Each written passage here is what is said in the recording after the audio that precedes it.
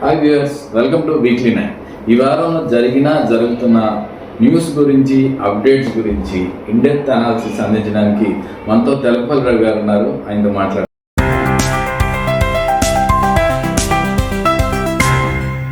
రవి గారు వెల్కమ్ అండి. హలో. బూతుల పురాణం అంటే మనం గమనిస్తున్నాం, అంటే లేడీస్ అని కూడా చూడకుండా తిట్టడం. గత శాసనసభలో కూడా ఇలాంటివి జరిగింది. అప్పుడు రియాక్షన్స్ చాలా చూసాం. ఇప్పుడు మళ్ళీ అది రిపీట్ అవుతుంది. దాని గురించి రకరకాల రియాక్షన్స్ చూస్తున్నాయి. అరెస్టులు జరుగుతున్నాయి. అరెస్టులు జరిగితే కూడా ఇవి బూటకపు అరెస్టులు అంటున్నారు. ఓవరాల్గా ఎలా చూడాలి ఈ అంశాన్ని? అంటే ఖచ్చితంగా మన రాజకీయ వ్యవస్థలో అసలు సమాజ పరిస్థితుల్లో నెలకొన్నటువంటి విశ్వాస రాహిత్యాన్ని, విలువలు లేకపోవటాన్ని ఇది సూచిస్తుంది. గతంలో చంద్రబాబు నాయుడు సత్యమణిని అన్నప్పుడు అందరూ కూడా దాన్ని ఖండించారు. కానీ అప్పుడు అధికారంలో ఉన్న ముఖ్యమంత్రిగా జగన్మోహన్ రెడ్డి దాన్ని ఖండించలేదు. ఆ మాట్లాడిన వాళ్ళని చర్య తీసుకోలేదు. పైగా దాన్ని కొంచెం అప్పుడు నవ్వుతూ కనబడ్డారు. రెండవది, మా వాడు సభలో అలా మాట్లాడలేదని నిరూపించడానికి మొన్న కూడా తమ్మినేని సీతారాం మాజీ స్పీకర్ ప్రయత్నం చేశారు. బహుశా వైఎస్ఆర్ పార్టీని తీవ్రంగా దెబ్బతీసిన విషయాల్లో అది ఒకటి. ఇప్పుడు వల్లభనేని వంశీ కూడా కేసులు, వేరే కేసులు, ఇది కాదు, ఆయన తిరుగుతూ ఉన్నారనుకోండి. దాదాపు ఒక ఏడాది కొత్త ప్రభుత్వం వచ్చి ఒక 10 నెలలు అయిపోయిన ఈ సమయంలో ఇప్పుడు మాజీ ముఖ్యమంత్రి, అప్పుడు చంద్రబాబు మాజీ ముఖ్యమంత్రి జగన్మోహన్ రెడ్డి భార్య వైఎస్ భారతిని గురించి తెలుగుదేశం సోషల్ యాక్టివిస్ట్ కూడా ఆ చేబ్రోల్ కిరణ్ అనే అతను దాదాపు అదే భాష, అవే విషయాలు. ఓకే. కాకపోతే అతను శాసనసభ్యుడు కాబట్టి ఒక విధంగా మాట్లాడితే ఇతను ఇంకా సూటిగా, ఇదివరకు కూడా ఇలాంటివి మాట్లాడడం, తిట్టడాలు ఇవన్నీ జరుగుతున్నాయి. నాకు కూడా అలాంటి అనుభవం అతనితో ఉంది. కానీ నేను వాటిలోకి ఏమీ పోదలుచుకోలేదు. కానీ అంత అసహ్యకరంగా మాట్లాడిన తర్వాత వాటి మీద దుమారం రేగాక తెలుగుదేశం పార్టీ నాయకత్వం కూడా దాన్ని గుర్తించి కొంత నష్ట నివారణ చర్యలు తీసుకోవాల్సిన అవసరాన్ని గుర్తించింది. రెండవది, వాళ్ళ ప్రధానమైన వాదనే అది కదా, వీళ్ళు ఇలా మాట్లాడుతున్నారు, స్త్రీలను అగౌరవపరుస్తున్నారు అని. అందుకని వాళ్ళు తప్పనిసరిగా చర్య తీసుకున్నారు. అతను అరెస్ట్ చేశారు, కేసు పెట్టారు. ఇది జరిగింది. ఇక్కడ గుర్తించాల్సిన ఒక అంశం అంటే, మీరు అన్నారు లేడీస్ అని చూడకుండా, లేడీస్ అని చూసి మరీ తిడుతున్నారు మీరు. అది భువనేశ్వరి గారా, భారతి గారా, షర్మిల గారా, సునీత గారా, ఇంకా విడుదల రజన, రోజానా, బంగళపూడి అనిత, ఇదొక హీన క్షుద్ర సంస్కృతిది. కుటుంబాల మధ్య వైరాలు ఉంటే స్త్రీల మీద చేయటము, బూతులు తిట్టడము. నేను ఎప్పుడు అది చెప్తూ ఉంటా ఒక మాట. మహేంద్ర రామ్మోహన్ రావు అని పెద్ద రచయితున్నాడు. మా దగ్గర అందరూ పండితులే, కానీ పంచాయతీ వస్తే మటుకు ఆడవాళ్ళని లాగాల్సిందే అని. అంటే ఇది ఒక, మనము చట్టసభల్లో వాళ్ళకి 30%, 33% ఇవ్వం. తిట్లల్లో మటుకు 200% ఇస్తాం. ఇది ఒక చాలా వికృతమైన ఒక వాస్తవం. మరీ ముఖ్యంగా తెలుగుదేశం వైసీపీ తగాదాల్లో ఈ మహిళలను తీసుకొని రావటం, వాళ్ళకి ఏవేవో అంటగట్టడం, ఆరోపించడం ఒకటైంది. దాన్ని చేబ్రోల్ కిరణ్ కాదు, బూతు కిరణ్ అన్నాను నేను. అందుకే దాని మీద అందరూ ఆగ్రహం వ్యక్తం చేశారు. అది మంచి విషయమే. అధికార పార్టీ కూడా స్పందించింది, అరెస్ట్ చేశారు. ఓకే.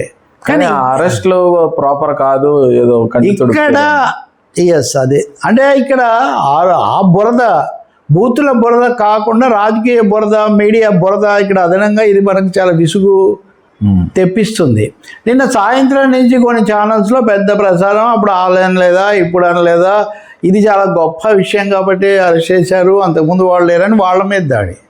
మరి వాళ్ళు ఏమన్నా హర్షిస్తున్నారా అంటే, వాళ్ళేమో ఇదంతా నాటకం, బూటకం కాపాడడానికి ఏదో చేస్తున్నారు, దొంగ నాటకం ఆడుతున్నారని వాళ్ళు దాని మీద దాడి. నా బాధ ఏంటంటే, అప్పుడు ఇప్పుడు కూడా మహిళలు గౌరవం, ఇది తప్పు, ఇలా జరిగి ఉండకూడదు అనేది నాయకులు చాలా గౌరవంగా ప్రకటిస్తే ఎంత బాగుంటుంది. ఇద్దరు కూడా అది జరగడం లేదు ఇక్కడ. అది మరుగున పడిపోయి రాజకీయ ప్రయోజనం, దేనివల్ల ఎంత మైలేజీ. ఉదాహరణకు అప్పుడు బూతులు తిట్టినప్పుడు వచ్చిన సానుభూతి, ఇప్పుడు సానుభూతి రాలేదే, ఇప్పుడు ఈయనకు సవాళ్లే వస్తున్నాయి. ఎందుకు అంటే దాన్ని ఎలా వ్యవహరించారు. ఇప్పుడు ఉదాహరణకు వైసీపీ వాళ్ళ ఓవర్ యాక్షన్ కూడా ఉంది. గోరెంట్ల మాధవ్ అని ఆయన ఉన్నాడు. ఆయన గతంలో ఆయన చేసిన నిర్వాకాలు, అవన్నీ వికృతాలు అందరికీ తెలుసు. ఆయన ఇప్పుడు ఆ పార్టీకి కీలక పదవి జగన్ ఇచ్చారు. ఆయన మాజీ పోలీస్ అధికారి కూడా. ఆయన కిరణ్ అనే అతన్ని పట్టుకొని పోతుంటే ఆ వాహనానికి ఏదో అడ్డెళ్ళారు, అది ఇది అక్కడ కొంచెం మొత్తానికి ఒక అలజడి ఏదో సృష్టించారు. అతన్ని అరెస్ట్ చేసి కేసు పెట్టి పోలీసులకు పంపించారు. కోర్టుకు పంపించారు. ఇక్కడ ఏంటి జరిగింది అంటే మళ్ళీ అసలు సమస్య కాస్త హైజాక్ అయిపోయి మహిళల గౌరవం అని షర్మిల భారతి పరస్పరం కుటుంబ విషయాలు అంత తీవ్రంగా అనుకున్న వాళ్ళు కూడా ఆమె ఖండిస్తూ ముందుకు వస్తే అది లెవెల్ చూపిస్తుంది. అది చూపిస్తుంది కదా. కాబట్టి ఇక్కడ కావాల్సింది ఏంటంటే మహిళలను గౌరవించడం, అది సామాజిక బాధ్యత, విలువలు, మన కుటుంబాలు చాలా చెప్తాము. కాబట్టి ఆ అంశం పోగొట్టి ఇప్పుడు మీడియా మిత్రులు కూడా ఒక ఆయన అయితే తెలుగుదేశానికి వీర భక్తుడే, అసలు ఈ చేతగాని ప్రభుత్వం అని పెట్టాడు. ఎందుకనంటే వాళ్ళందరూ ఏం చేయలేదు, మీరేమో అరెస్టులు చేస్తున్నారు అని. అప్పుడు అరెస్ట్ చేయలేదు, అప్పుడు చేయలేదు, మీరు ఇప్పుడు చేస్తున్నారని. పోనీ నిజంగా అద్భుతంగా చేశారు అని గొప్ప విషయం అని అందామా అంటే నిజంగా జగన్ ఈ విషయం నేర్చుకోవచ్చు. కానీ అదే సమయంలో ఇదే కిరణ్ మీద ఇంకో 2 కేసులు అంతకుముందు ఉన్నాయి. మాజీ మంత్రి విడుదల రజనీ అన్నప్పుడు, ఇంకెవరినో అన్నప్పుడు కేసులు ఉన్నాయి. కేసులున్నా అప్పుడేమీ వాళ్ళు చేయలేదు. ఇప్పుడు వీళ్ళు వచ్చి కూడా 10 నెలలు అయినా ఇంతకుముందు ఏం చేయలేదు. ఓకే. అలాగే వైసీపీ వాళ్ళు కూడా మీరు మా వాళ్ళైనా అరెస్ట్ చేస్తారు, మీ మీద కూడా పెడతామని పెట్టారు, అరెస్టులు ఏం చేయలేదు. కాబట్టి రాజకీయ కోణమే అయిపోతుంది. కానీ ఇక్కడ మీడియా కూడా బాధ్యతతో సంయమనంతో వ్యవహరించే బదులు వాళ్ళు మాజీ న్యాయాధికారులను తెచ్చి కూర్చోబెడితే వాళ్ళు ఇంకా రెచ్చిపోయి మాట్లాడుతున్నారు. ప్రమోద్, ఇది చాలా ఆశ్చర్యకరం. ఇప్పుడు పోసాని కృష్ణమురళి మాలాంటి వాళ్ళం ఎప్పుడైనా ఎవరైనా ఒకటే మాట్లాడుతున్నాం, మాకేం సమస్య లేదు. కానీ పోసాని కృష్ణమురళి మాట్లాడినప్పుడు కూడా తప్పని చెప్పాం, ఎందుకు అంత రెచ్చిపోయి బూతులు మాట్లాడడం అని. కానీ ఆయన మీద 20 రోజుల పాటు తిప్పారు, ఎటకేలకు విడుదలయ్యారు, మళ్ళీ ఇలాంటి కేసు ఒకటి ఏదో పెట్టారు. పెడితే నిన్న ఆంధ్రప్రదేశ్ హైకోర్టు తీవ్రంగా స్పందించింది. తప్పు పోస్టులు పెడితే ఆ మేరకు మీరు చర్య తీసుకోండి, కానీ బిఎన్ఎస్ సెక్షన్ 111(31) కింద మీరు ఈ కేసులు దాని కిందికి రావు అని ఎన్నిసార్లు చెప్పినా మీరు ఎందుకు పెడుతున్నారు? ఓకే, మీరు కోర్టును ధిక్కరిస్తున్నారు, కావాలని ఇవన్నీ చేస్తున్నారు అని చాలా ఆగ్రహించింది. ఈ మధ్యన సుప్రీంకోర్టు కూడా ఉత్తరప్రదేశ్ పోలీసుల మీద ఇలాగే మీరు సివిల్ డిస్ప్యూట్స్ను లేదా వేరే కేసులను క్రిమినల్ దీంట్లోకి తీసుకొస్తున్నారని. కాబట్టి ఇక్కడ మహిళల గౌరవం మీద ఉండాల్సినటువంటి ఫోకస్, అలాగే ఈ అసభ్యమైన లేకపోతే హీనమైన పద్ధతుల మీద బూతుల మీద ఉండాల్సిన ఫోకస్ కాస్త మళ్ళీ పక్కదోవ పడుతుంది. ఆ విషయంలో ప్రధాన పార్టీలు ప్రత్యేకమైన శ్రద్ధ వహించాల్సి ఉంటుంది. అధికార పక్షం కూడా వాళ్ళ అధికారం, అన్ని హక్కులు వాళ్ళ దగ్గర ఉన్నాయి కాబట్టి హైకోర్టు చెప్పింది కూడా దృష్టిలో పెట్టుకొని ఎప్పుడు ఎలా చేయాలన్నది చూడాలి. మామూలు చట్టపరమైన తప్పులు, రాజకీయమైన తప్పులు వేరు, ఇతరమైన ఇవన్నీ బురద వేరు. దీని నుంచి మన సమాజాన్ని కూడా బయటికి లాగాలి. ఎందుకంటే చివరిలో నేను చెప్పేది, యువత పత్రికలు చదవటము లేదా అవన్నీ ఇప్పుడు పెద్దగా లేవు, తగ్గిపోయింది. వాళ్ళు ప్రధానంగా సోషల్ మీడియా మీద ఆధారపడుతున్నారు. మరి అటువంటిప్పుడు అది ఈ విధమైనటువంటి పరిస్థితిలో విషవాలయంలాగా మారితే వాళ్ళ మీద పడే ప్రభావం ఏంటి, వాళ్ళకి చేరే సంకేతం ఏంటి, అది చాలా కీలకం. Right sir.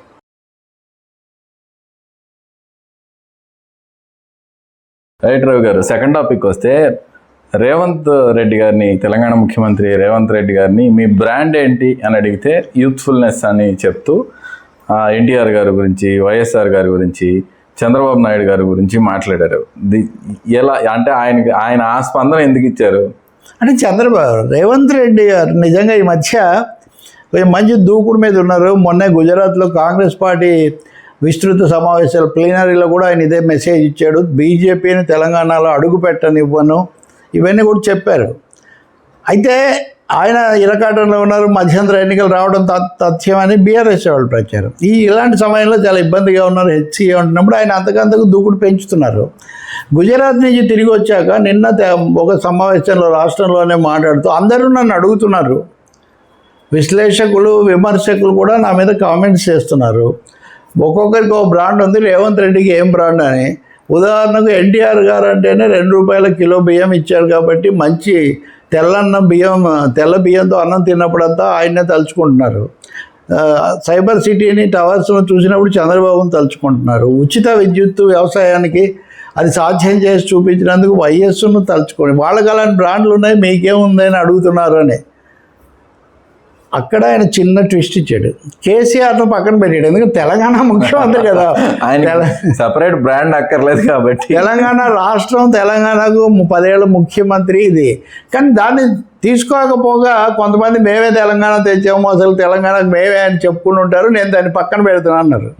సో కేసీఆర్ను స్కిప్ చేసి తన దగ్గరికి వచ్చి నేను యూత్ యంగ్ ఇండియాకు నేను బ్రాండ్ అంబాసిడర్ను, యంగ్ ఇండియా తరఫున వెళ్తానంటే ఇక్కడ రేవంత్ రెడ్డి చాలా స్మార్ట్గా స్కిల్ఫుల్గా మాట్లాడారు అనుకో. రాహుల్ గాంధీ కూడా దాదాపు ఇలాంటి విషయాలే చెప్తారు. యంగ్ ఇండియా అనే రాహుల్ గాంధీ కూడా యువ నాయకుడు అనే అప్పటికి వాళ్ళంతా 50 అయినా 50 దేశంలో ప్రపంచంలో కూడా రాజకీయాల్లో 50 పెద్ద విషయం అనే అనుకుంటారు చాలా వరకు కూడా.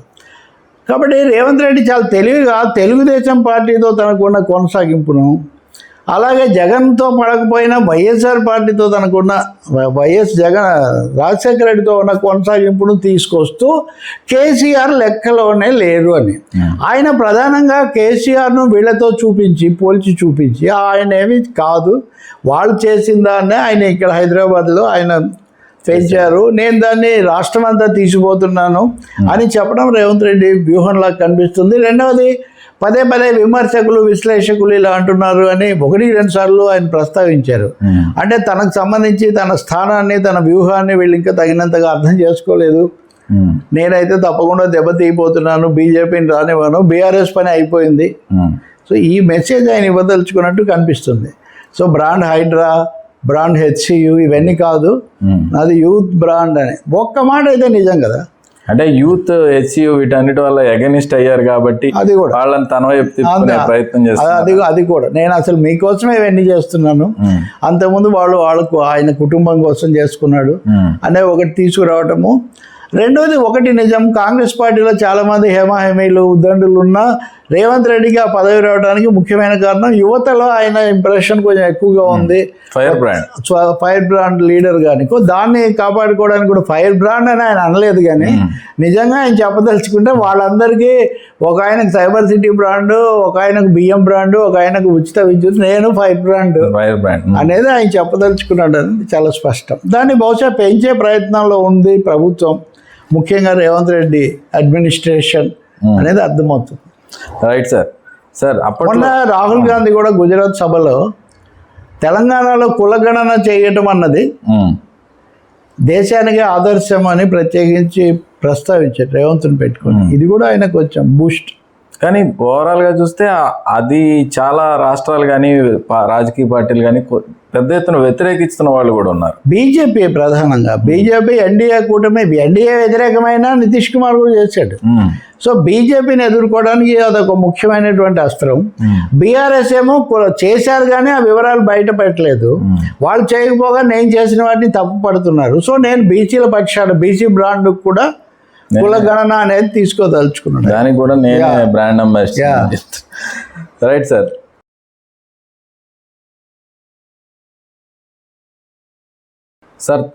తన గృహంలో నోట్లు కాల్చడం జరిగింది అని ఆరోపణలు ఎదుర్కొన్న జస్టిస్ యశ్వంత్ వర్మ హైకోర్టుకు బదిలీ అయ్యారు.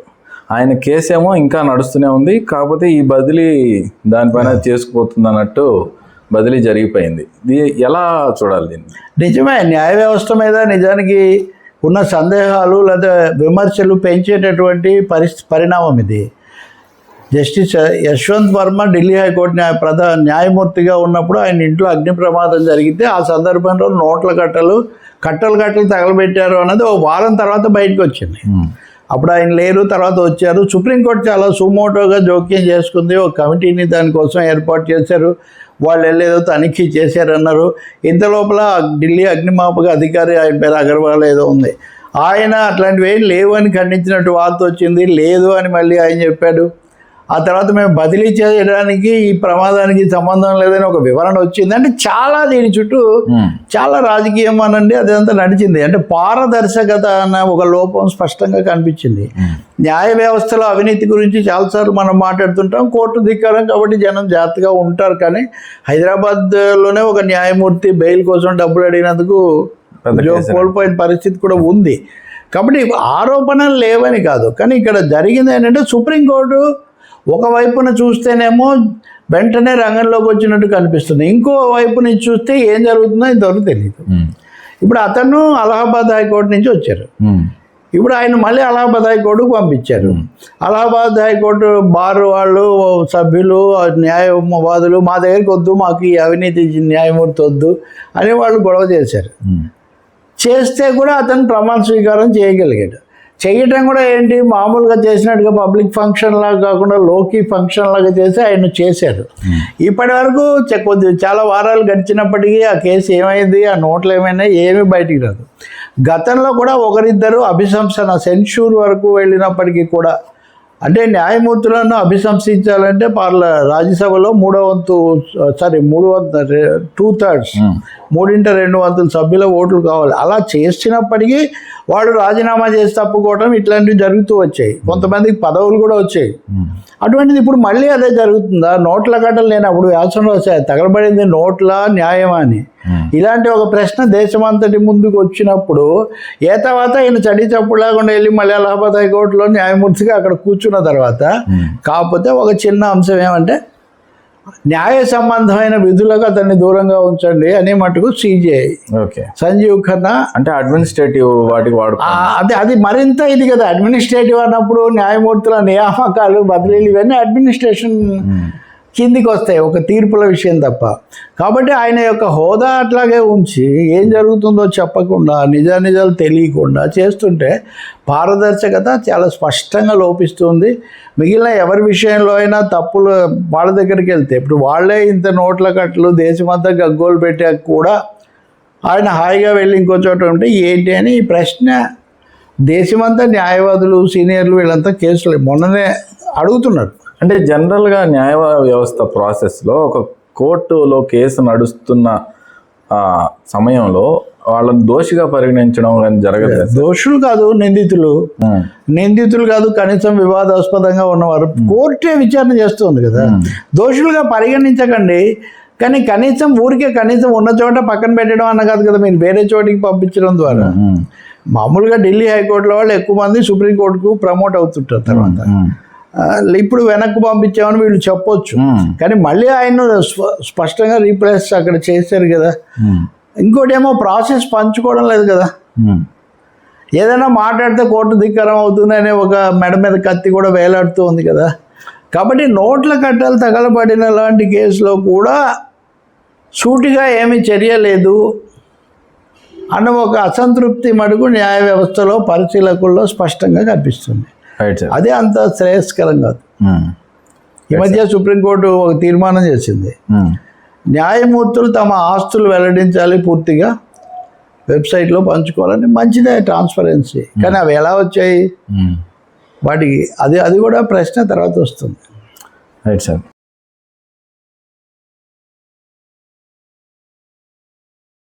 సార్, ఏపీ పాలిటిక్స్ చూస్తే పవన్ కళ్యాణ్ మాట్లాడుతూ 15 సంవత్సరాల పాటు, అంటే గతంలో కూడా మాట్లాడారు, చాలాసార్లు చెప్పారు, ఈసారి మళ్ళీ మాట్లాడుతూ 15 సంవత్సరాలు మా గవర్నమెంటే ఉంటుంది అన్నారు. కాకపోతే చిన్న ట్విస్ట్ ఏంటంటే ఈసారి చంద్రబాబు నాయుడు గారి పేరు ఆయన ప్రస్తావించలేదు. అంటే ఏంటి, ఎందుకు ఈ కాస్త సమయంలో ఏ మార్పులు వచ్చాయి? నిజమే, బిట్వీన్ ది లైన్స్ గీతల మధ్యలో మనం చూస్తే పవన్ కళ్యాణ్ మాటల్లో ఈ చిన్న తేడా కనిపిస్తుంది. అంతకుముందు మా వాళ్ళకి నిలబడ్డారు అని పిఠాపురం సభలో చేసిన దాని మీద దుమారం వచ్చాక తర్వాత 2-3 సార్లు ఆయన 15 ఏళ్ళు చంద్రబాబు ముఖ్యమంత్రి ఇవన్నీ మాట్లాడారు. మీరు ప్రతిసారి 15 ఏళ్ళు అయితే మేమేమైపోవాలి, ఆయన పెట్టింది 25 ఏళ్ళ రాజకీయం అన్నారు, 10 ఏళ్ళు అయిపోయింది అంతే. ఇంకా 15 ఏళ్ళు చంద్రబాబే ఉంటాడు, ఇంకా జనసేన సమయం ఎప్పుడు, మీరెప్పుడు, ఈ ప్రశ్న వస్తూ ఉంటుంది కదా. ఈ మధ్య గిరిజన ప్రాంతాల్లో ఆయన పర్యటించారు.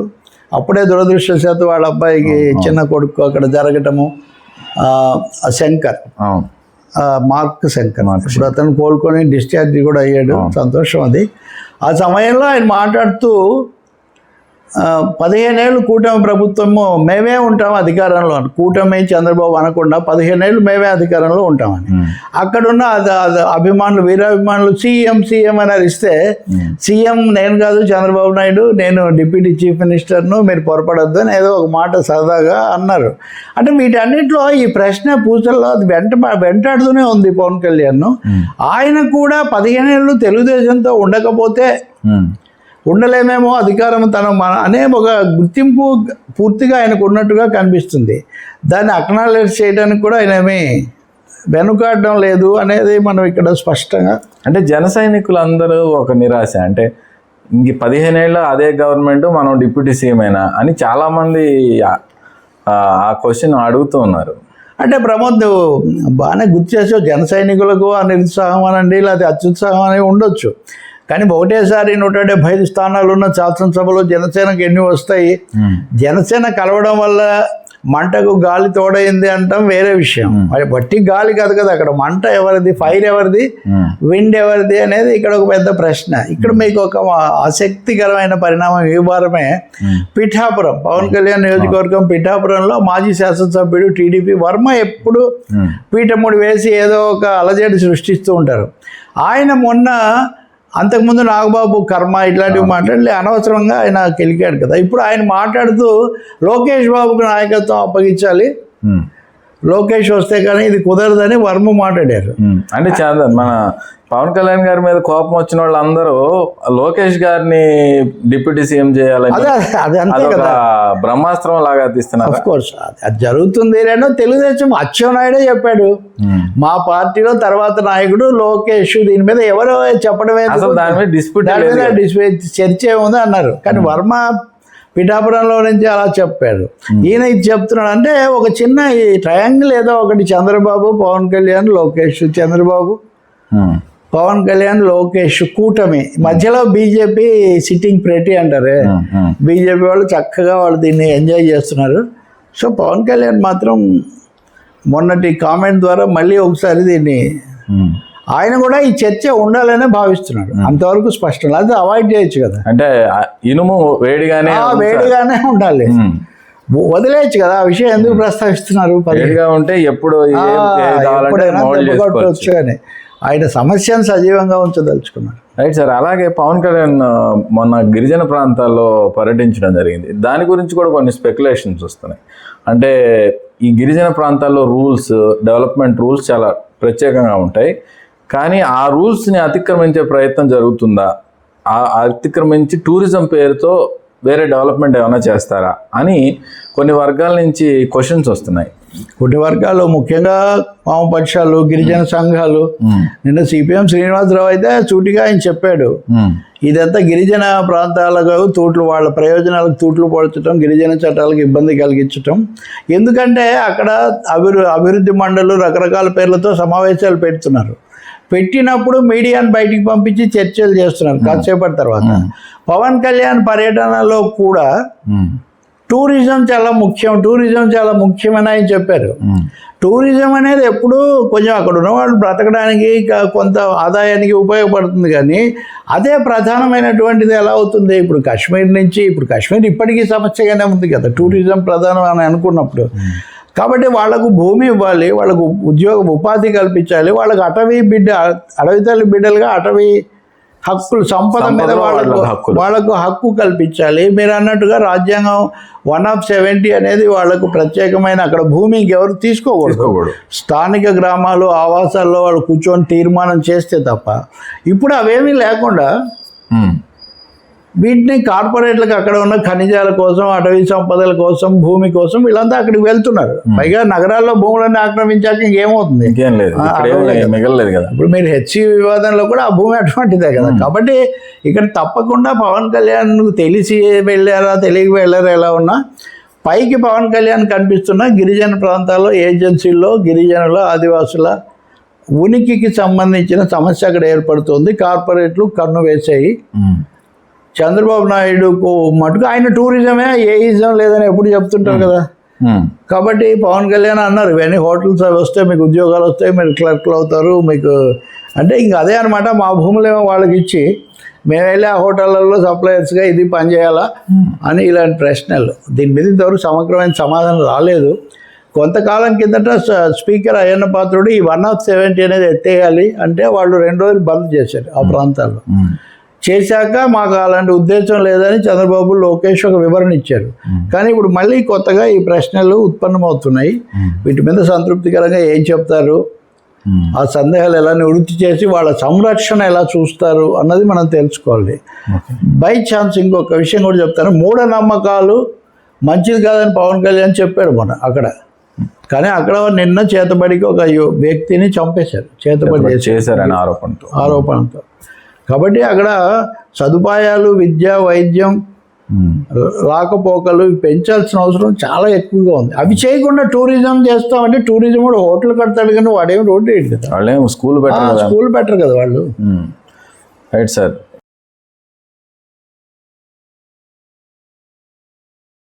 సార్, డొనాల్డ్ ట్రంప్ అంటే గత వారం కూడా ఈ విషయం మనం చర్చించాం. ఆయన కొత్త తారీఫ్ విధానం ప్రవేశపెట్టారు, దాని గురించి. ఈ వారం ట్రంప్ ఓపీటీ వీసాల గురించి రద్దు చేస్తామన్నట్టుగా ప్రకటించారు. దానికి సంబంధించి యువతలో బీభత్సమైన గందరగోళం నెలకొంది. ఎలా చూడాలి? యువత, అందులో మరీ ముఖ్యంగా భారతీయులు చాలా పెద్ద సంఖ్యలోనే అమెరికాలోనే ఉన్నారు. ఏదైనా ఒక చోట యూనివర్సిటీలో చేరిన తర్వాత చదువయ్యాక 2 ఏళ్ల పాటు ఈ ఓపీటీ కింద వాళ్ళు పని చేసుకుంటూ నేర్చుకునే అవకాశం ఉండేది. ఇప్పుడు ఒక్కసారిగా దాన్ని రద్దు చేస్తున్నామని చెప్పారు, ఉత్తర్వులు కూడా వచ్చాయి. వీళ్ళందరూ ఏమైపోవాలి అని. ఇప్పుడు ఆయన అంటే మేజర్గా లోన్లు తీసుకొని ఆ 2 చదువుకుంటూ తర్వాత ఆ 2 సంవత్సరాల్లో క్లోజ్ చేసేవాళ్ళు. కరెక్ట్. ఆ విధంగా అంటే ఇప్పుడు అవి కూడా వాళ్ళు డిఫాల్టర్స్ అవుతారు. డిఫాల్టర్స్ అయినప్పుడు మళ్ళీ వాళ్ళ మీద వేరే కేసులు, వేరే విధమైనవి కూడా వస్తాయి. ఇంకా రెండోదేమో అసలు మొత్తం ఈ చదువు కోసం వచ్చే వీసాలు ఈ సంఖ్యలో భారీగా తగ్గించాలి అని. నిజానికి వీటి వల్ల యూనివర్సిటీలు బాగుపడ్డాయి. చాలా వరకు ప్రైవేట్ యూనివర్సిటీల్లో కూడా వీళ్ళు చదువుకున్న తర్వాత ఎన్నో యూనివర్సిటీలు ఇండియన్ విద్యార్థుల కోసం పుట్టుకొచ్చాయి. మరి అటువంటిప్పుడు కావాల్సిన ప్రయోజనం అంతా పొంది వీళ్ళనే టార్గెట్గా చేసి వెంటాడటం అన్నది చాలా తప్పు, బాధాకరమే కాదు, ఒక్కసారిగా వాళ్ళను వీధిలో పడేస్తారు. ఇది కాకుండా ప్రమోద్, ముఖ్యంగా ఆయన తను పెంచిన టారిఫ్లను 90 రోజుల పాటు వాయిదా వేస్తున్నానంటే 3 నెలల పాటు అని నిన్న ఒక ప్రకటన చేసాడు. అరే ఉపశమనం వచ్చింది, ట్రంప్లో కూడా మార్పు అని చాలామంది అనుకున్నారు. నిజానికి ఏదో ఒక బూటకం. ఎందుకంటే దీనికి 2 కారణాలు. ఒకటి, విదేశాలు ముఖ్యంగా జపాన్, చైనా అమెరికా వాడు అమ్మినటువంటి బాండ్లను విపరీతంగా కొన్నారు. జపాన్ $1,00,000 కోట్ల మేరకు అమెరికన్ బాండ్స్ కొనుక్కున్నది.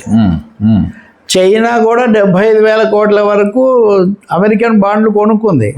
ఇప్పుడు వాళ్ళు మా బాండ్లు మాకు తిరిగి మేము వాల్యూ చేసుకుంటాం, మాకు డబ్బులు ఇచ్చేయండి అంటే వీడికి ట్రెజరీ కాస్త కుప్పకూలిపోతుంది.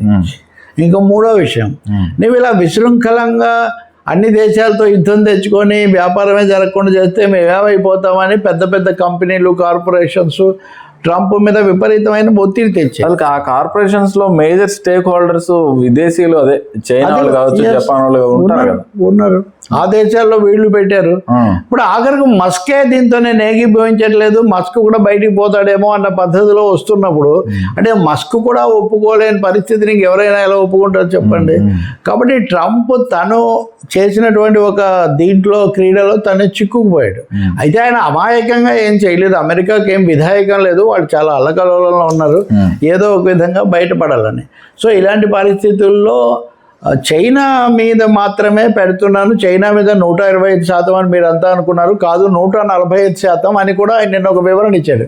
ఇది ఆసక్తికరమైనది. వైపు 90 రోజులు తగ్గించాను అనుకుంటూ చైనా మీద మటుకు 145% అంటే వాళ్ళు మేమేమి బేఖాతరు, మాకేం లేదు, మేము కూడా పెట్టేస్తామని వాళ్ళు అన్నారు. కానీ ప్రపంచంలో ల్యాప్టాప్ల ఎగుమతుల్లో 67%, 50% పైన చైనావి. అలాగే స్మార్ట్ ఫోన్స్లో 67% చైనావే. అంటే ఓన్లీ స్మార్ట్ ఫోన్స్ మీరు లెక్క తీసుకుంటే అలా వస్తుంది, దాని విడి భాగాలు దాని చిప్ లెవెల్కి వెళ్తే కనుక మేబీ 90%. అందుకనే ఇప్పుడు మనం అమెరికన్ అనుకునే చాలా ప్రోడక్ట్స్లో చైనా కాంపోనెంట్స్ ఉంటాయి. సో ఇప్పుడు చైనాతో పెట్టుకోవడం అనేది కూడా ఈ కంపెనీలకు చాలా సమస్య. అందుకనే ఇదొక వార్, అంతే, ఇదొక యుద్ధం. దీన్ని మస్క్ అన్నాడు, I never like this financial nuclear war అన్నాడు, ఎకనామిక్ న్యూక్లియర్ వార్. అంటే అణుయుద్ధం లాంటిది, ఆర్థిక అణుయుద్ధం, దీంతో నేను ఏకీభవించిన అన్నాడు. దురదృష్టవశాత్తు భారతదేశం అయితే ఇంకా మేల్కొనలేదు. నిన్న కూడా మన విదేశాంగ మంత్రి జైశంకర్ మాట్లాడుతూ, ఈమె నిర్మలా సీతారామన్ ఆర్థిక మంత్రి మాట్లాడుతూ, బైలాటరల్గా కాదు, ఇవి మల్టీలాటరల్గా పరిష్కరించుకోలేము, బైలాటరల్గా పరిష్కరించుకోవాలంటున్నారు. ప్రపంచం అంతా అట్టుడికి పోతుంటే ఇదేదో బైలాటరల్గా ద్వైపాక్షిక సమస్యలాగా భారతదేశం ఇంకా చెప్తుందంటే మనం ఏమనుకోవాలి? చూడాలి మరి. ఇప్పుడు ఇంకొకటి కూడా చిన్న పాయింట్ చెప్తాను. ఇప్పుడు ఒక ఆయన్ను భారతదేశానికి పంపించారు, రాణా అని ఒక అతన్ని. ముంబై అల్లర్లు అప్పుడు తాజ్ హోటల్ దీంట్లో ఉగ్రవాది, అతన్ని చాలా పెద్ద విజయం అని.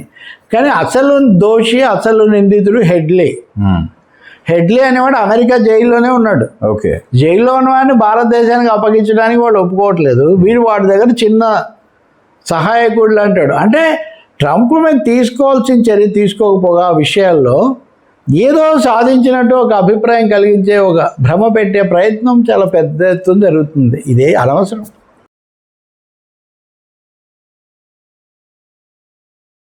సార్, ఏపీ పాలిటిక్స్లో ఒక కీలకమైన కంపనాలు అనొచ్చు మనం. ఎందుకంటే జగన్ భద్రత గురించి ఇద్దరు సీనియర్ వైసీపీ నాయకులు, అంటే గతంలో మంత్రులుగా చేసినటువంటి పేర్ని నాని కానీ బొత్స సత్యనారాయణ కానీ మాట్లాడారు. ఆయన భద్రత గురించి మాకు డౌట్స్ ఉన్నాయి, కుట్రకోణం దాగుంది, మేము ఈ విషయమై సెంట్రల్ హోమ్ మినిస్ట్రీని సంప్రదిస్తాం, సెంట్రల్కి మేము అర్జీ పెట్టుకుంటాం అన్నట్టుగా మాట్లాడుతున్నారు.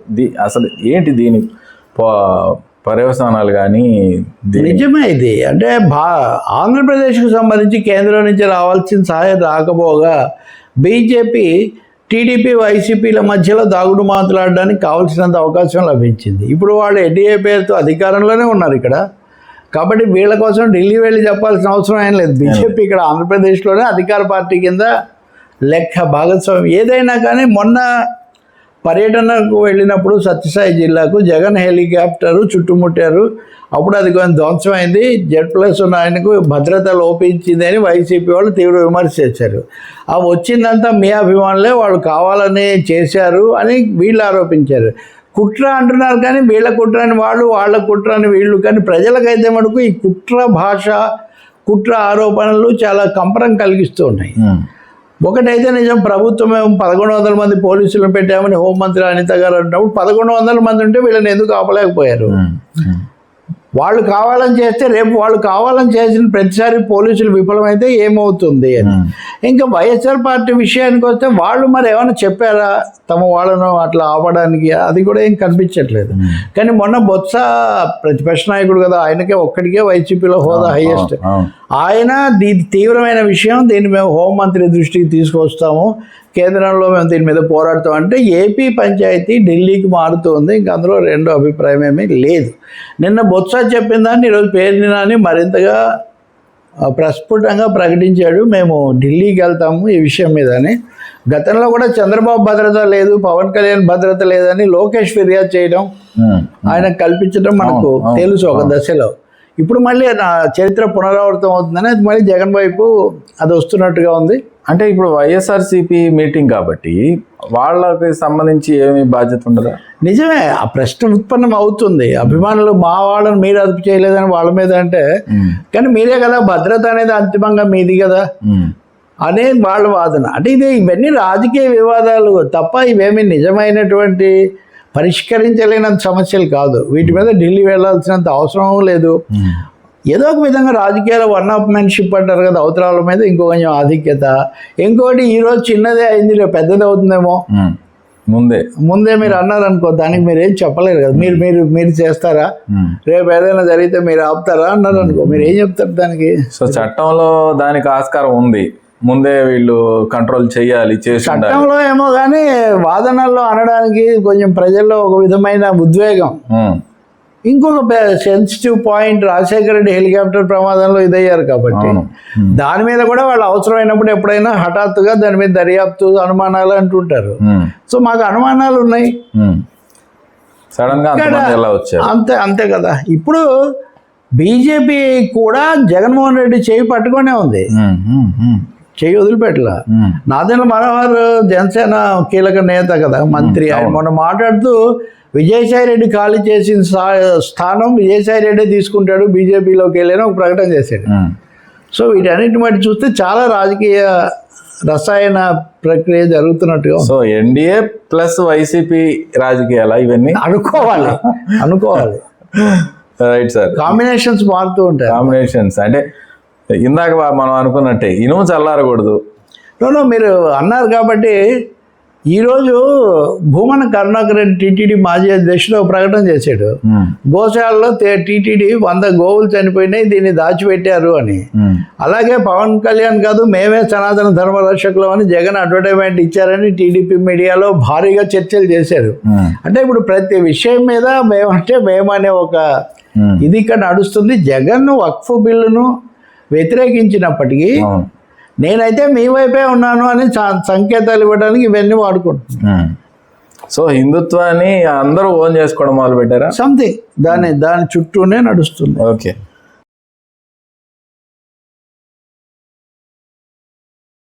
Right sir. ఇప్పుడు నెక్స్ట్ అంశం వచ్చేసరి వక్ఫ్ వేడి చల్లారట్లేదు. అంటే వేరే వేరే అంశాలు వస్తున్నాయి. ఇప్పుడు మళ్ళీ మత మార్పుల చట్టం గురించి కూడా కోర్టులో కేసు నడుస్తుంది. ఇవన్నీ ఒకేసారి విచారణకు వస్తున్నాయి. ఏం జరగబోతుంది? అంటే నిస్సందేహంగా వక్ఫ్ అనేది చల్లారదు. ఎందుకంటే దాన్ని చిచ్చు పెట్టాలన్న ఉద్దేశంతో రాజకీయ కోణంతో తెచ్చిందే కాబట్టి అదేమీ వదిలిపెట్టాలని లేదు. అది లేకపోతే ఇంత హడావుడిగా తెచ్చి దాని మీద దేశమంతా చేయాల్సిన అవసరం లేదు కదా. దాని వివరాలు అవి మనం గతంలో మాట్లాడాం. బీజేపీ వాళ్ళు ఏప్రిల్ 20 నుంచి మే 5 వరకు కూడా దేశవ్యాప్తంగా వక్ఫ్ మీద విస్తారమైన ప్రచార కార్యక్రమం చేయాలి.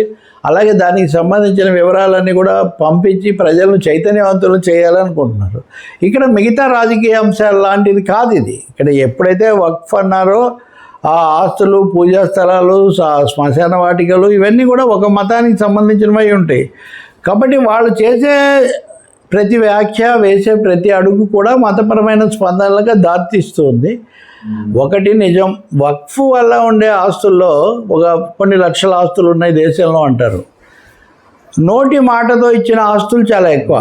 ఈ నోటి మాటతో ఇచ్చి తరతరాల నుంచి వక్ఫ్ ఆస్తులుగా నడుస్తున్నవి. ఉదాహరణకు ఒక దర్గా, లేకపోతే ఒక సమాధి, లేకపోతే ఇంకోటి అనుకోండి. ఇప్పుడు వక్ఫే అని చెప్పడానికి ఏం లేదు. సుప్రీంకోర్టు ఒకసారి చెప్పింది ఏక్ బార్ వక్ఫ్తో వక్ఫ్ అని చెప్పింది. ఒకసారి వక్ఫ్ అంటే ఇంకా వక్ఫే అంటే దేవుడి ఆస్తి అని. సుప్రీంకోర్టు తీర్పు ఒకవైపున ఉంది, రెండో వైపున వీటికి డాక్యుమెంట్స్కి వచ్చేసరికి ఈ సమస్య ఉంటుంది. ఇప్పుడు కోర్టు తీర్పులు కానీ లేకపోతే పై ట్రిబ్యునల్ కాకుండా స్థానిక రెవెన్యూ అధికారులే దీన్ని పరిష్కరించవచ్చు అని వక్ఫ్ బిల్లులో ఒక క్లాజ్ ఉంది. ఓకే, మీకు తెలుసు కదా భూ వివాదాలు ఎలా వస్తాయో.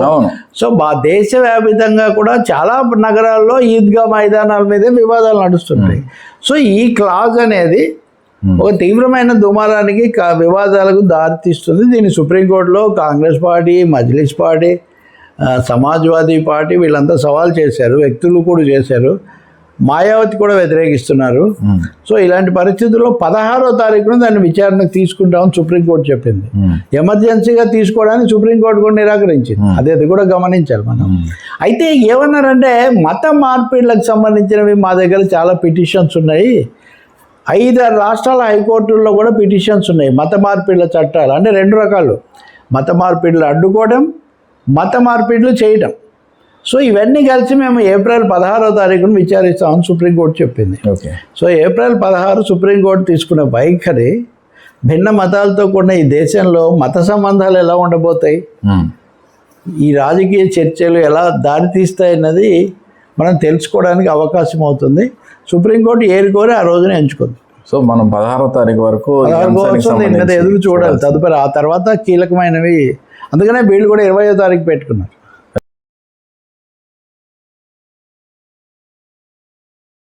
Right sir. ప్రశాంత్ కిషోర్ మన ఏమైనా ప్రచారకర్తనాలా ఇంకోటి ఏమైనా తెలియదు, వ్యూహకర్త ప్రశాంత్ కిషోర్ నితీష్ కుమార్కి బీజేపీకి మధ్య ఏదో పెద్ద గ్యాప్ వచ్చింది, పెద్ద అగాధం నెలకొంది అన్నట్టుగా ఒక ట్వీట్ చేశారు. దీన్ని బట్టి చూస్తే ఎన్డీఏలో ఒక ప్రధాన కూటమైన నితీష్ కుమార్కి బీజేపీ గనక గ్యాప్ వస్తే అది ఏపీ పాలిటిక్స్ మీద అలాగే టీడీపీ మీద ఏమైనా ప్రభావం చూపిస్తుందా? ఖచ్చితంగా ఇప్పుడు వాళ్ళు అధికారంలో ఉండడానికి మొదటి ప్రధాన మద్దతుదారు చంద్రబాబు నాయుడు మోదీకి, రెండో స్థానం నితీష్ కుమార్ది. సరే, నితీష్ కుమార్ గతంలో ఒకసారి ఆర్జేడీతో ఒకసారి బీజేపీతో పొత్తులు పెట్టుకున్నాడు, గెలిచిన తర్వాత అటు ఇటు దూకేరు, ఇవన్నీ నిజమే. ప్రశాంత్ కిషోర్ అనే వ్యక్తి నితీష్ కుమార్కు వ్యూహకర్త. నితీష్ కుమార్ ఇంట్లో ప్రశాంత్ కిషోర్ కోసం ఒక గది, ఒక కుర్చీ ఎప్పుడు ఉండేవాడు, అంత సన్నిహితుడు. ఆయన తర్వాత రాజకీయాల్లోకి చేరి జేడీయూ ఉపాధ్యక్షుడు కూడా అయ్యాడు. వారసుడు అని కూడా అనేవాడు. తర్వాత పడక బయటకు వచ్చాడు. ఇప్పుడు జన్ సురాజ్ పార్టీ అనే ఒక పార్టీ పెట్టుకొని నడుస్తున్నాడు. ఆయన వ్యూహకర్తను నేను లేని మార్కెట్లో అంటున్నాడు కానీ మాట్లాడుతుంటాడు. ఆయన నిన్న ముఖ్యమైన ప్రకటన చేశాడు. వచ్చే ఎన్నికల తర్వాత లోగా నితీష్ కుమార్ ఆరోగ్య పరిస్థితి ఎలా ఉందో మనం తెలుసుకోవాలి, దాన్ని బట్టి రాజకీయ పరిణామాలు ఉంటాయని. ఆరోగ్య పరిస్థితి అంటే ఆయన అర్థం ఏంటి అంటే, నితీష్ కుమార్ మానసిక ఆరోగ్య పరిస్థితి సరిగ్గా లేదని గత జనవరి నుంచే ఆయన చెప్తూ ఉన్నాడు. ఆయనకు వేదిక మీద ఎవరున్నారో గుర్తుండట్లేదు, తన మంత్రులు గుర్తుండట్లేదు. ఒక మనిషిని పెట్టుకున్నాడు, అచ్చంగా వాడి పని నీ దగ్గరికి వచ్చిన వాడు ఫలానా వాళ్ళు అని చెప్పడమే వాడి పని. నిజంగా 73 ఏళ్లలో ఎవరికైనా కొంత మతిమరుపు అవి వస్తాయి, కానీ అది కూడా ఉండటం లేదు. కాళ్ళకు మొక్కేస్తున్నాడు. కాంట్రాక్టర్ కూడా కాళ్ళకు మొక్కాడు. మోదీకి మొక్కాడు అంటే ఏదో అనుకోవచ్చు, కాంట్రాక్టర్ కూడా కాళ్ళు మొక్కాడు. ఆయనకు సమతుల్యత లేదని. కానీ తాజాగా చేసిన ప్రకటన ఏంటంటే, మొన్నటి ఎన్నికల్లో బీజేపీకి 70+ వస్తే నితీష్కు 40+ వచ్చాయి. అయినా వాళ్ళు అవసరాల కోసం ఆయన ముఖ్యమంత్రిని చేశారు.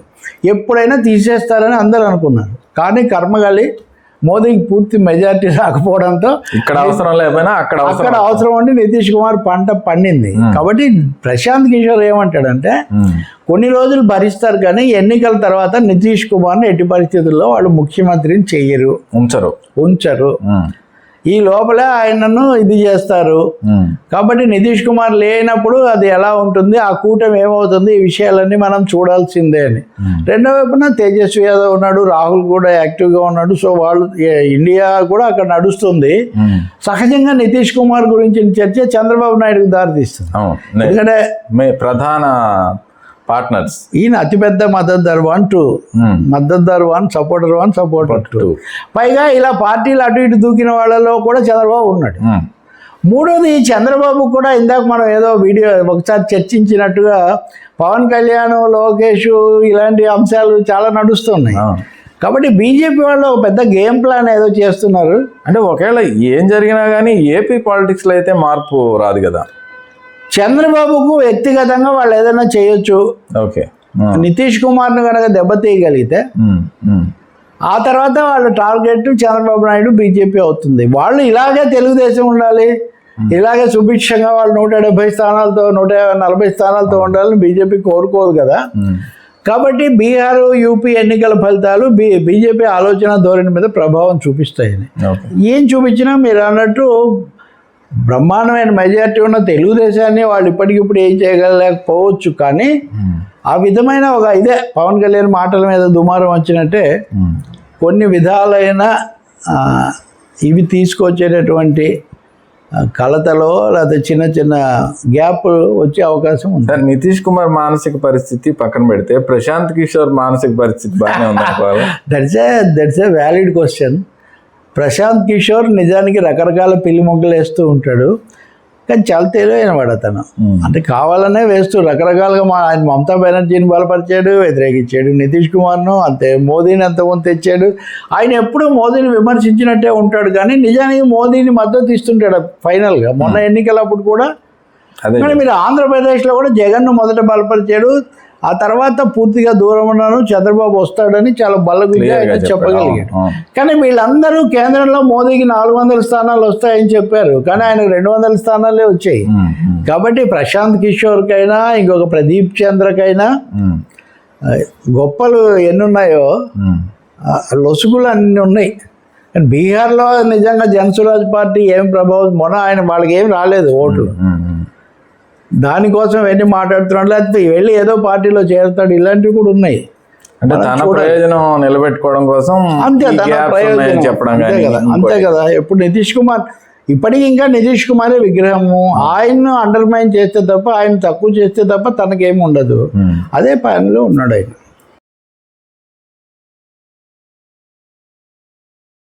రైట్ సార్, దీనికి చిన్న ఎక్స్టెన్షన్ లాగా ఇప్పుడు లేటెస్ట్గా అంటే మనం ప్రతివారం డిస్కస్ చేద్దాం అనుకున్నాం కాబట్టి మీడియా ట్రెండ్స్, ఈ విషయాలన్నిటికి సంబంధించి మీడియా ట్రెండ్స్ ఎలా ఉన్నాయి? మీడియా ట్రెండ్స్ ఇందాక మనం మాట్లాడుకున్నట్టుగా ఇప్పుడు మహిళల మీద జరిగితే కూడా అత్యుత్సాహంతో ఇద్దరూ దారి తప్పిపోతూ ఉన్నారు. అసలు అంశము ఎందుకు ఇలా జరుగుతుంది, రాజకీయ అంశాల్లో కుటుంబాలు, స్త్రీలు ఎందుకు వస్తున్నారు, ఆ స్పృహ లేకుండా ఆ పార్టీ ఈ పార్టీ వైసీపీ ఉన్నప్పుడు ఇలా చేశారు కాబట్టి మీరు ఎందుకు ఈ పద్ధతిలో మాట్లాడుతున్నారు. రెండవదండి, చాలా ఆశ్చర్యం వేస్తుంది, సంపాదకులు కొంతమంది ఛానల్స్లో యాంకర్లు ప్రజెంటర్లు తెలుగుదేశము జనసేన కంటే తామకు ఎక్కువగా ఉన్నట్టుగా వాళ్ళు ఊగిపోయి ఇదవుతున్నారు. ఇంకా వైసీపీ ఎట్లాగో వాళ్ళ అధికార ఛానల్ కాబట్టి వాళ్ళే చేసుకుంటున్నారు. కాబట్టి అంతకంతకు కూడా ఈ సోకాల్డ్ కామెంట్స్ అనేవి ఎక్కడికెక్కడికో వెళ్ళిపోతున్నాయి. ఈ క్రమంలో జగన్మోహన్ రెడ్డి ప్రమాణ స్వీకార వేదిక నుంచి ఆ పత్రికలని ఈనాడు, ఆంధ్రజ్యోతి, TV5, ఈటీవీ పేర్లు చెప్తుండేవాళ్ళు. వాళ్ళు తన ప్రత్యర్థులు, వాళ్ళ మీదే నా యుద్ధం అని చంద్రబాబుతో పాటు అని అనేవాళ్ళు. వీళ్ళు సాక్షి వాళ్ళకు ఉంది కదా, ఇప్పుడు వాళ్ళు సాక్షికి ఒక నోటీస్ ఇచ్చారు. హరీష్ చంద్ర అనే ఒక వ్యక్తి హత్య పల్నాడు జిల్లాకు చెందిన అనుకుంటా జరిగింది. ఈ హత్య వార్త ఆంధ్రప్రదేశ్లో ఒక విధంగా, తెలంగాణలో ఒక విధంగా ఇచ్చారు. ఈ విధంగా దుష్ప్రచారం చేస్తున్నారని తెలుగుదేశం వాళ్ళు ఫిర్యాదు చేస్తే సాక్షి ప్రస్తుత సంపాదకుడైన ధనంజయ రెడ్డి మీద కేసు పెట్టారు. వాళ్ళు ఏమంటారంటే, మేము ఫస్ట్ పోలీస్ సమాచారం వచ్చిందే మేము తెలంగాణలో ఇచ్చాం, తర్వాత మేము ఫర్దర్ ఎంక్వైరీ చేసి అది అక్కడ ఇది కూడా ఇస్తూ అదనంగా చెప్పాం, కానీ మా వాడిని అయితే తెలుగుదేశం వాళ్ళే హత్య వెనక వాళ్ళే ఉన్నారు అని ఆ వివరాలన్నీ ఈరోజు చాలా భారీగా ఇచ్చారు. అలాగే ఇప్పుడు భారతిరెడ్డి గారి మీద కూడా వ్యక్తిగత వ్యాఖ్యలు ఒకటైతే, సాక్షి యజమానిగా అదనంగా అడ్వర్టైజ్మెంట్లు తెచ్చుకున్నారు, వాళ్ళకి అన్ని మళ్ళీ ఇచ్చారు, ఇలాంటి విమర్శలు కూడా ఉన్నాయి. నాకు తెలిసి మీడియా వార్ ఆంధ్రప్రదేశ్లో తీవ్రం కాబోతుంది. ఇప్పటివరకు వ్యక్తుల మీద, మాజీ మంత్రుల మీద ఉన్న ఫోకస్ జగన్ మీడియా మీద కూడా మరలే అవకాశం చాలా స్పష్టంగా కనిపిస్తుంది. రైట్ సార్, రైట్ రావు గారు, థ్యాంక్ యూ అండి. Thank you.